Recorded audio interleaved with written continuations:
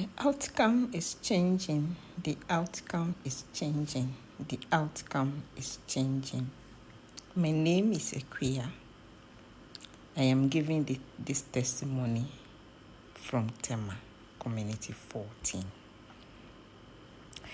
I have known Reverend Philip for like 5 years, if my memory serves me right. I met him under a very unexplainable condition and situation. I am a woman who has suffered so much. I've had a very difficult marriage. I was broken to pieces when I found him. Breaking the chains at a point was an autoplay in my room. That was all I had. Because my husband had moved out. My children were all in school. I was the only person living in the house. I did not want my family to know, so I was there alone. But breaking the chains kept me. I will listen to it throughout the night as I go to sleep. It stays on. Makane plays, all the other prayers play. Then I join quiet time in the morning with Bishop Pius. I couldn't even sleep because my troubles were so much. So it looked like I had insomnia. I had not slept for months. And that was actually having a toll on my health. So I used to send prayer topics, requests to Bishop Pius, both at Breaking the Chains and then Quiet Time. And anytime I send it, he replies. And then when he saw the insomnia one, he sent me a voice note. To God be the glory. That was when God visited me. He asked me to play the voice note anytime I'm going to sleep. I did it the first day, the second day. And after that, I slept like a baby. So the insomnia had been to hospital. They've given me nonsense medications. It put me to sleep all right, but I saw it wasn't good for me. But this one changed my situation. I could just go to bed. I even doze sometimes. I struggle to keep awake sometimes. Then a Reverend Philip came on. So that was the only thing I had, Abby. So I joined in the evening. I joined at 11 and I joined in the morning. All this prayer request I sent for my sister who had a growth in her brain. Then Reverend Philip asked me to come and see him. And I said, why do you want me to come and see? Because everybody just calls or sends a message by WhatsApp and you pray for the people and they go, why do you want me to see you? On several occasions, he asked me to come and see him. There were times he asked me to call him. And when I call him, he would ask me to come and see him. Not knowing God was channeling my path, connecting me to a father who will stand strong by me. I didn't know. But my sister's case was serious and I needed to get a result for him. So I went to see him. I won't lie to you. When I saw him, he was looking far younger than the voice I used to hear on the radio. He has so much power on the radio that I was expecting to see some old man. But I saw a young man I can't even give birth to. Well, there was a queue. I joined the queue. So when it was my turn, I went there. We chatted. We had a little chat. Then he asked me to kneel down for him to pray for me. I knelt down as he prayed for me. After the prayer, as I was getting up, he held my hand to get up. Then I heard God told me, you see, I've given you a younger father who will stand strong behind you when you are falling. So I held on to him. He is actually a father to me up till now. So I got closer. I'll call him. So we became so close. He asked me to help him do little stuff. So I was helping him. That got us closer. He would call me. He was nurturing me actually, because I was so broken as a result of my difficult marriage, which at a point I would say didn't even hold. So he was the only father. I have a father, but he was old, so he couldn't do much. But he would call me, he would pray for me, he was guiding me. The places I did not know, he would teach me. And he had this love, I won't lie to you. There were times I messed up when he asked me to do stuff. But he corrected me with love. He encouraged me. He built me up. So he's a father I do not play with, because I know the part he has played in my life. He had even become a father to my children. When they are misbehaving, I call him. He prays, and miracles happen. My daughter misbehaved at a point. I called him. He just said I shouldn't worry. It is settled. In 7 days, she will stabilize. But that behavior actually broke me to pieces. I had cried all the tears out of my stomach. I don't sleep anymore. Breaking the chains as is on, I am on the floor. When breaking the chains ends, I don't sleep. I sit on the floor and I cry to God throughout the whole night.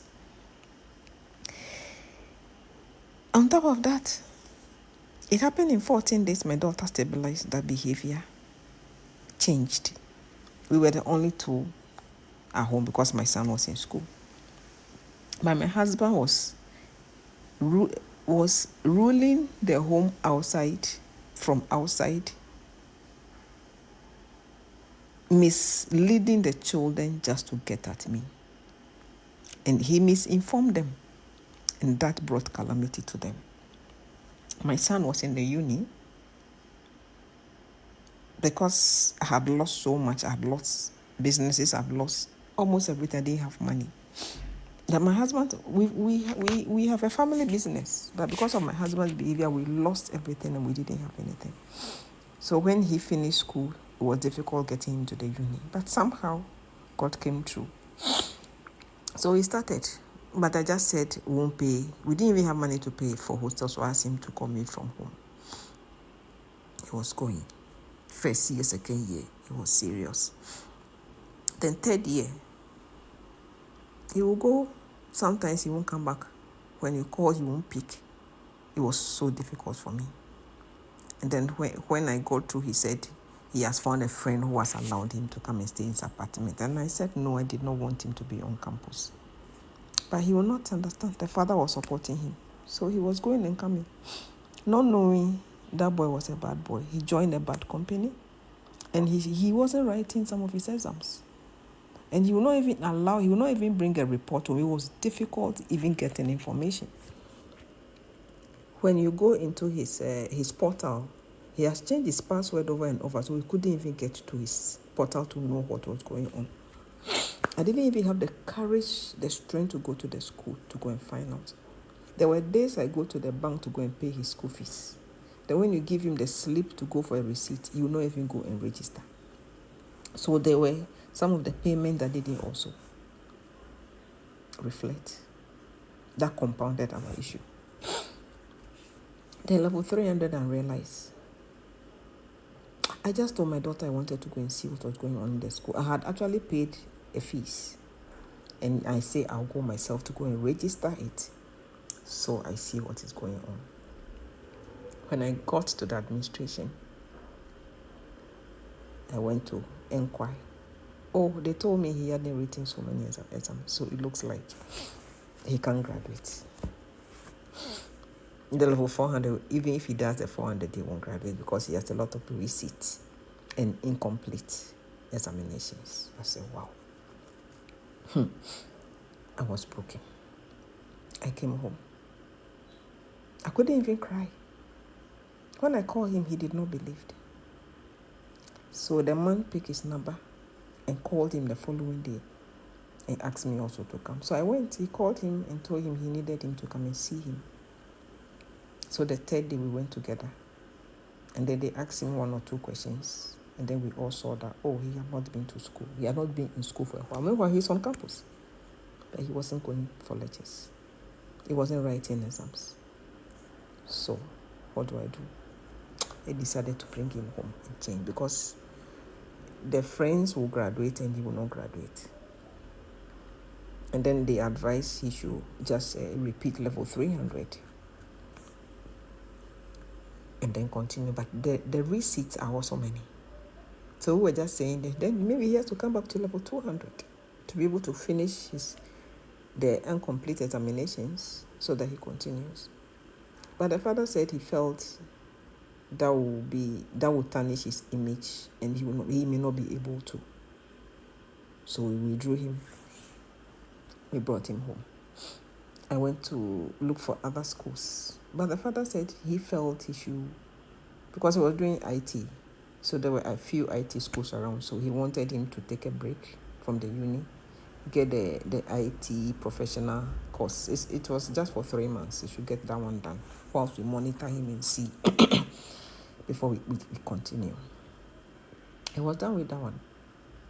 I actually bought other forms for other universities. He himself said he would go back to level 100. I said, okay. He bought a form, filled it. When the admissions came out, he refused to go and check. So he wasn't doing anything.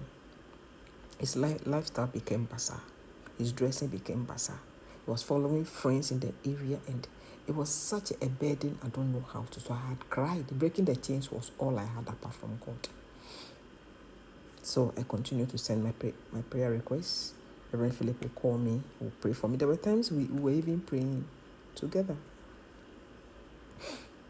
And then on my birthday, my sister... throughout these years, I'd lost a lot of people. I lost my mom. I lost 2 aunties. All within a split of 3 months, I've lost like 5 people in my family. And then my key brother also lost a wife who was going to give birth. It was so much. But Reverend Philip stood beside me. He stood behind me. God was holding me. Reverend Philip was the physical strength I had, was help. And breaking the chains was all I had. Then RPPD also came. And I joined that one also. But the outcome has changed. God has come true. Help has come true. I have received miracle monies. I have received mighty help. I've received a home for free. So on my birthday, my sister gave me a treat. It showed me this university around us I did not even know it existed. A very amazing, I don't want to mention. I went there. He just wanted me to pick some short course to just help me reprogram my mental strength, because I had gone through a lot. In this, then I found a course. And I said, wow. Then I saw another amazing programs. So I brought a brochure when I told my daughter, she had finished her degree and she was working. So I told her that I found some amazing courses there. So she said, she was interested, so she would go and do her master's there. Then my son also agreed to go, so we picked a form for him. Immediately, they all filled the form. They all had admission. Wow.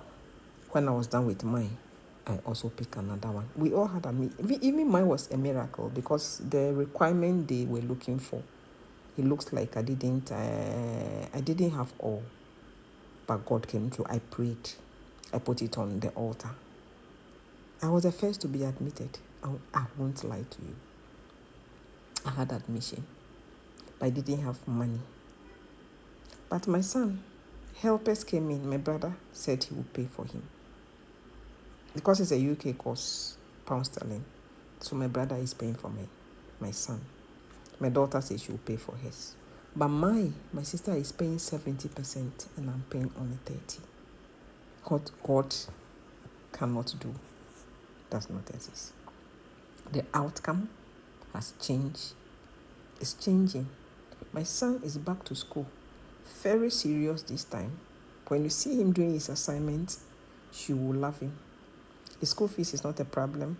All he needs is to carry his books and go to school. He had received a laptop for free. He had received almost everything for free. My school fees is also 70% is being paid. I pay the 30%. I won't lie to you. God has come true. too much for me. I am actually a living testimony. I have a lot of testimonies, but I cannot give all now. I was waiting for him to finish before I come and give the testimony, but I'm thinking that will be too long. So we are all in school. We will all be graduating at the same time. This is what God has done. This is the help I've received from Breaking the Chains altar and the RPPD. The outcome is changing. The outcome has changed and is definitely changing. Reverend Philip, you have been an amazing father. I won't lie to you. I don't know what I will have gone through or done without you. You have stood strong for me. You are a father. Anything I go through, you are the first person I call. After I finish speaking to God, you are the next I call, because that was the father you were to me. And I had access to you anytime I call, my text messages. I mean, we were living in the same house. That was the relationship that I had with you. Your wife is also a mother to me. You have nurtured me. You have built me up. You have shown me so much care and love. That has actually changed my lifestyle. First, when you meet me, I was a catastrophic, walking on 4 legs, walking on eggshell, waiting to explode. But now I am stable. I am stronger. And I am also becoming a pillar for other ladies and girls because of what I have been through. Reverend Philip, thank you. God bless you. I cannot thank you enough. I ask that God will meet you at the point of your need. The oil on your head will not run dry. The outcome has changed. It's changing and will definitely change for me. Thank you.